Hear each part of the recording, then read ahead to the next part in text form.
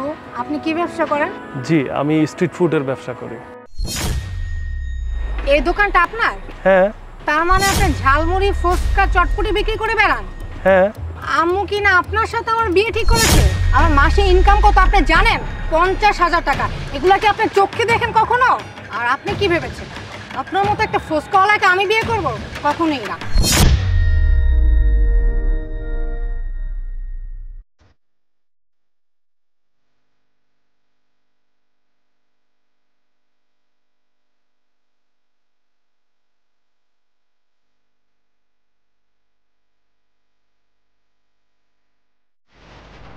আরে আপনি এখানে কেন বসছেন? ম্যাডাম, আমার নাম মেঘ। আপনার মা আমার সাথেই দেখা করতে পাঠিয়েছে আপনাকে। কি? হ্যাঁ, আম্মু আপনার সাথে দেখা করতে পাঠিয়েছে। আচ্ছা, আপনি কি করেন? আমি ম্যাডাম একজন বিজনেসম্যান। আচ্ছা, আপনি পড়াশোনা করেছেন? জি ম্যাডাম, আমি মোটামুটি পড়াশোনা শেষ করেছি। আপনার ফ্যামিলিতে কয়জন আছে? ফ্যামিলিতে বাবা মা আর আমি। তো আপনি কি ব্যবসা করেন? জি, আমি স্ট্রিট ফুডের ব্যবসা করি। এই দোকানটা আপনার? হ্যাঁ। তার মানে আপনি ঝালমুড়ি, ফুচকা, চটপটি বিক্রি করে বেড়ান? হ্যাঁ। আম্মু কি না আপনার সাথে আমার বিয়ে ঠিক করেছে? আমি কখনোই আপনাকে বিয়ে করব না। আপনার মতো একটা ছোট লোককে আমি বিয়ে করব যে কিনা রাস্তার ধারে চটপটি, ফুচকা বিক্রি করে বেড়ায়, তারপর ছোট্ট একটা ভ্যানে।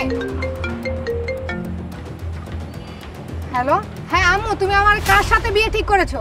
যে কিনা রাস্তার ধারে চটপটি, ফুচকা, ঝালমুড়ি বিক্রি করে বেড়ায়, এরকম একটা ছোট লোকের কাছে তুমি আমাকে বিয়ে দিবে? আমি এই ছেলেকে কখনোই বিয়ে করব না। আপনার মতো ছোট লোককে না আমি কখনোই বিয়ে করব না। আমার মাসে ইনকাম কত আপনি জানেন? 50,000 টাকা। এগুলা কি আপনি চোখে দেখেন কখনো?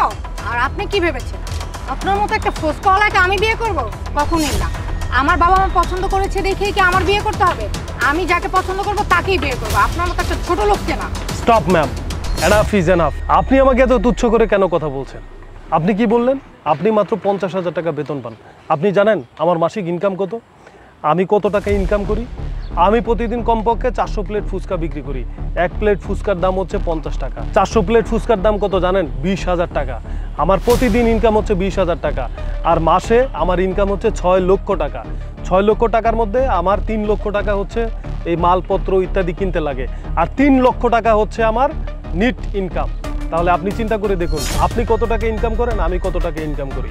শুনুন, কোনো কাজকেই ছোট করে দেখা উচিত না। কোনো কাজকে যারা ছোট করে দেখে তারা আসলে মানুষ না। কাজ তো কাজই, সেটা হোক ফুচকার দোকান, সেটা হোক বড় চাকরি। কাজকে সবসময় সম্মান করে চলতে হবে। আর আপনি কি ভেবেছেন? আপনি আমাকে বলেছেন আপনি আমাকে বিয়ে করবেন না। আমি আপনাকে বিয়ে করব না, কারণ যার মধ্যে মানুষকে সম্মান করার মতো যোগ্যতা নেই সেরকম মেয়েকে আমি বিয়ে করতে পারি না। সবাইকে সম্মান করতে শিখুন, তাহলেই দেখবেন পৃথিবীটা অনেক সুন্দর। আমি আপনার সাথে আর কোনো কথা বলতে চাই না। আরে মেঘ ভাই, আপনি এখানে? আমি সেই কখন থেকে দাঁড়িয়ে আছি আপনার হাতে ফুচকা খাবো বলে। আপনার দোকানে তো লাইন ধরে গেছে, তাই আমি আর সুযোগ পেলাম না। আমি অনলাইনে অর্ডার করে দেব। আপনার দোকান তো সেই ফেমাস, শুধু ঢাকায় কেন, ঢাকার বাইরেও তো অনেক নাম করা। অনলাইনে অনেক পার্সেল যায়।